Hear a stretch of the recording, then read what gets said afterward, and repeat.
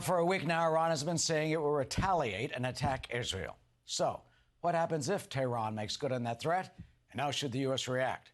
With us now is Republican Senator Markwayne Mullin of Oklahoma. He sits on the Senate Armed Services Committee. Senator, good to see you. Thank you for joining us.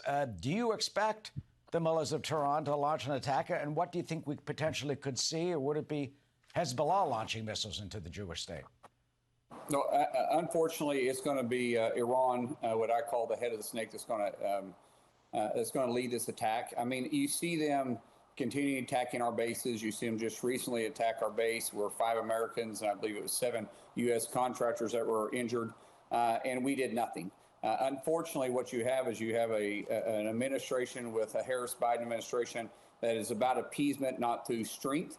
And that region, as you know, Eric, only respect strength. This would not be taking place if Trump was in office. They would be afraid of Trump because they understand what President Trump would do. His words actually meant something. I mean, you just recently heard the report that came out with a strong warning by the Harris-Biden administration that said that they strongly advise that Iran were to stand down and don't escalate, or there will be a fear of higher escalation in the region.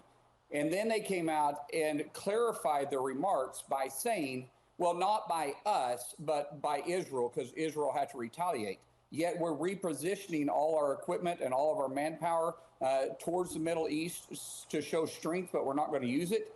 It's absolutely ridiculous what this administration does in foreign policy, and it's a joke. What would you rather see? I mean, in April when Iran attacked, thankfully our destroyers and cruisers were able to shoot down some of those ballistic missiles and drones. But what do you think the administration should do to stop this, to potentially prevent Iran from even thinking about an attack? You know, unfortunately, I have to spend more than my share of time in the Middle East, and I will tell you, as I said, Eric, they only respect strength. That's it.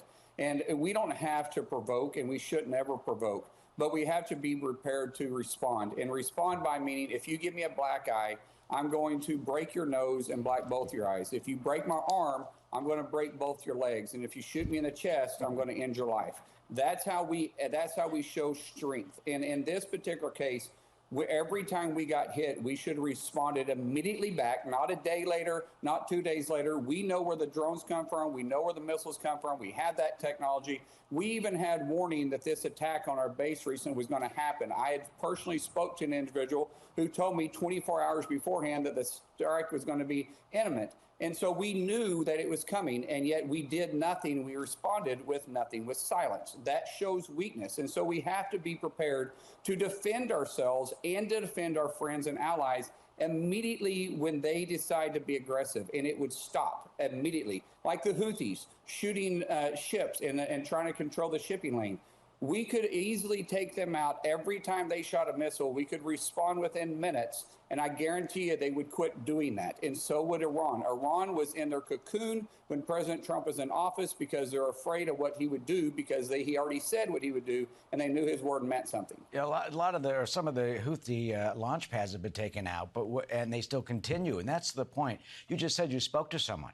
You know people who are in the front lines. What's going through their heads? They're out there. You know, are they sitting ducks? Are they prepared to defend themselves? You know, it seems that continually some of our own troops, are being injured by this.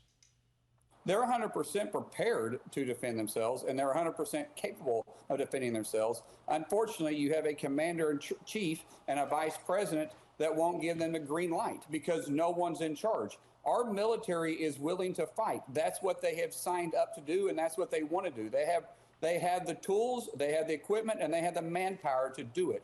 But they cannot get the response, the green light from Secretary Austin or President Biden or Kamala Harris to do it. Unfortunately, they do feel like they're sitting ducks. What does this portend, do you think, for the future if there is a Harris administration? Unfortunately, more of the same. And our foreign policy is going to be disastrous. Our friends and allies are going to be having to look for other friends and other allies, relying on other people than the United States. And I hate to say that, but it's true. You can't depend on our word right now. Just go back and look at a disastrous withdrawal from Afghanistan, which I was very intimately involved in. Go back and look at not standing behind our word underneath the Budapest Memorandum. Remember, you had Putin invade Ukraine and take over Crimea when Obama was in office. He didn't move an inch when Trump was in office, and he became extremely aggressive, obviously invading all Ukraine underneath the Biden administration. Now let's see what's happening in China. You're having China run rogue. We're being a little bit wishy-washy on what we're going to do with Taiwan.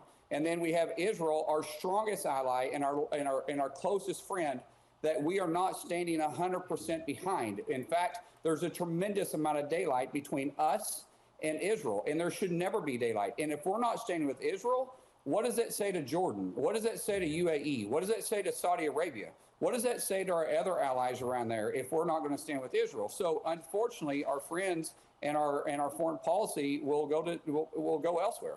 Finally, the administration says it stands with Israel. Here's what Phil Gordon, who's the national security advisor to Vice President Harris, tweeted out in terms of the controversy over whether or not she wants an arms embargo.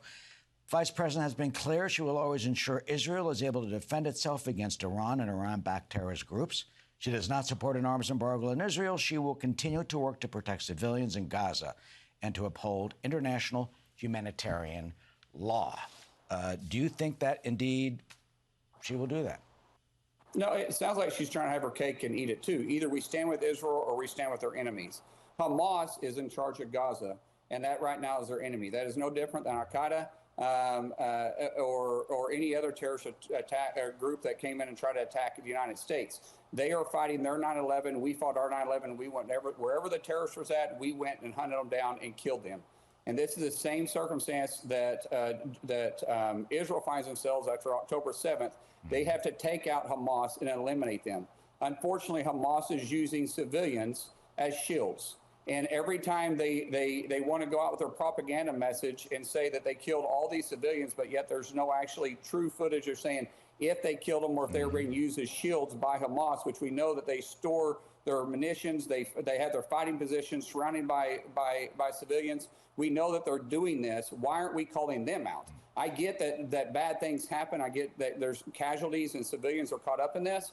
But the only way you're going to keep Israel safe is you got to eliminate Hamas, and Israel has the right to do that. And so we should be saying is wherever Israel goes, we go with them. Hamas, as we all know, happy to sacrifice as many Palestinians and citizens of Gaza as it can to kill them in order for its propaganda. Senator Mark Wayne Mullin of Oklahoma, member of